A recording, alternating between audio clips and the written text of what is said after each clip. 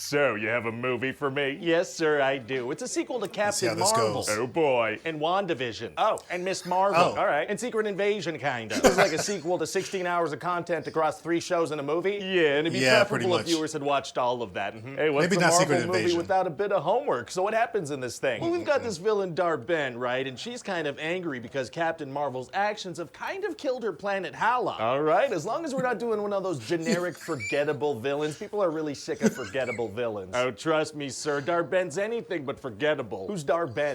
Okay, that's not a good sign. Anyway, this villain wants to get her hands on these 2 bangles. Ah, so she heads to Cincinnati? No, these are like quantum bands. Cincinnati And bangles. so Darben, who is the villain, has one, and also Kamala Khan, a.k.a. Miss Marvel, has one too. She's from Miss Marvel. And Darben uses hers to create a jump point in space, which causes all kinds of wackiness. God. What kind of wackiness? Well, since Captain Marvel and Miss Marvel and Monica Rambeau have light-based powers, they switch places when any of them use their powers simultaneously. At the same Shouldn't Amelia time. Clark's character from Secret Invasion be switching with them too? Hey, shut up. And so these characters take off to a planet called Tarnax, and then Nick Fury takes Kamala Khan's family That's a onto good point. space station. Well, why would he bring them there? For safety. That seems incredibly unsafe. Well, see, sir, the thing is, Yeah. I want them in the movie. They're funny. Fair enough. So what happens next? Sort Well, of. Nick Fury's gonna crack jokes the whole time. You know Nick Fury. We just had him being pretty depressed and brooding in Secret Invasion. Thank you. Really funny stuff. So then Darben is gonna steal all the breathable air from this planet and send it back home to Hala. That's Spaceballs. You're Spaceballs. Oh, my Spaceballs are tight. Okay, carry on. You got me. Now Miss Marvel wants to stay behind and save all the people from this dying planet, but Captain my Marvel's God. like, no, we save who we can. We gotta get out of here. Oh. Yeah, so we're gonna see Miss Marvel be like, what the heck? Oh, she's disappointed in her hero. That's an interesting thing to explore. Definitely. It's gonna be a super interesting 20 seconds. We're not diving in deeper than that. Oh, no, there's no time. Why not? I've already no moved time. on. Oh, okay, I didn't realize. So then they go to this other planet where everybody sings, and if the you run don't time is sing, very they don't fast. understand you. What? And Captain Marvel is a princess, and she sings, and she wears a princess dress, and she sings to What is going on? a bunch of cute space kittens gobble people up, but then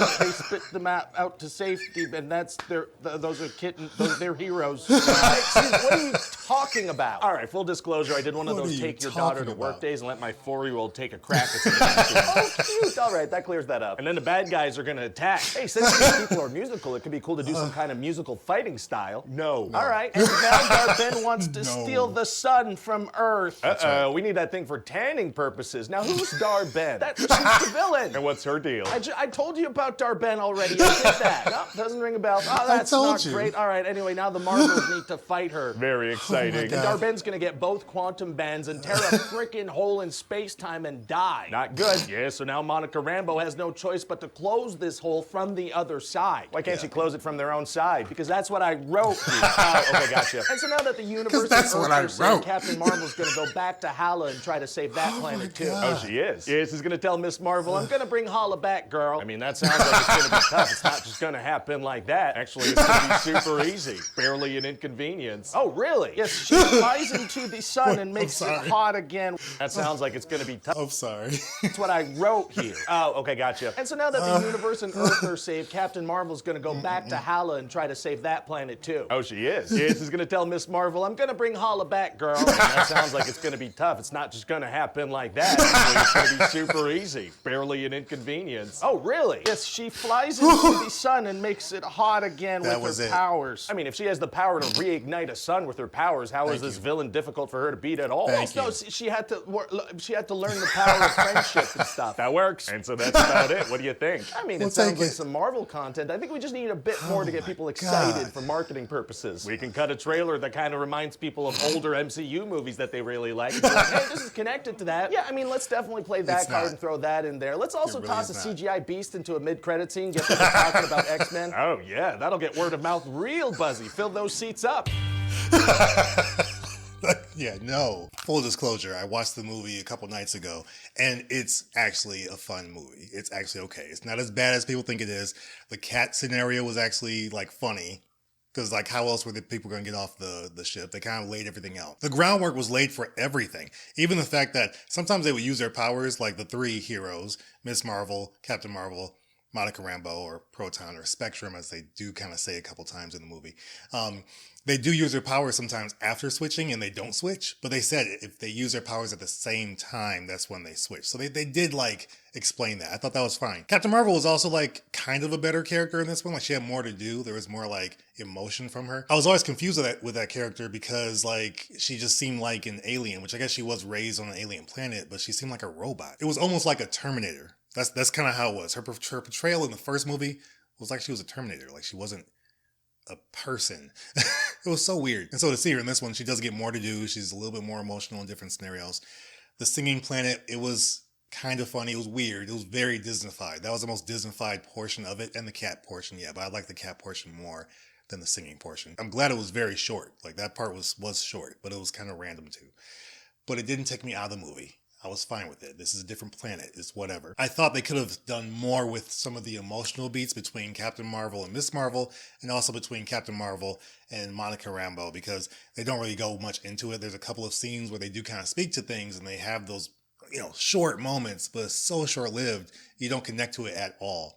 And that was the hard part for me. Like, I didn't care about much of anything in this movie. Outside of some of the action set pieces, were good. Kamala Khan's family is good in the movie. Like, it's a good continuation from the show, because that's the best part of that show is the family dynamic. So that was good. But a lot of it you just don't really connect to all that much. It's not as forgettable as Thor: Love and Thunder. It's like, that movie to me is like very forgettable. And this one, I actually will watch it again. I can't wait to watch it on Disney Plus with the kids. So like that part was kind of cool. But it's a fun movie. It's a fun flick. I enjoyed it. Hopefully you enjoyed it if you've seen it. But let me know your thoughts on the movie overall. The pitch meeting, he kills it. He kills it in every moment. Dar-Benn is a very forgettable villain, but what she was trying to do was actually kind of commendable. Like, I was like, hey, like, she's trying to bring her people, like, to a better place on their planet. Like, what Captain Marvel did messed up their way of life. So I like that part. I get. It made sense. If she made a mistake, she learns from that. Like, everything was wrapped up in a nice little bow. But the end credit scene is probably one of the best portions of the movie. Like, seeing Beast, it was dope. It's like, that was actually really, really cool.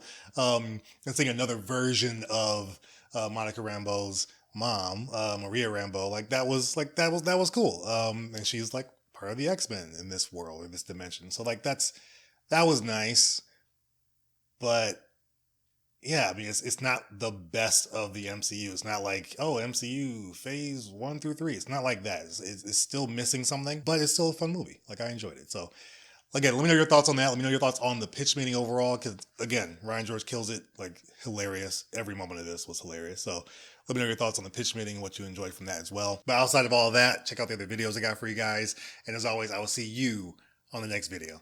Take care.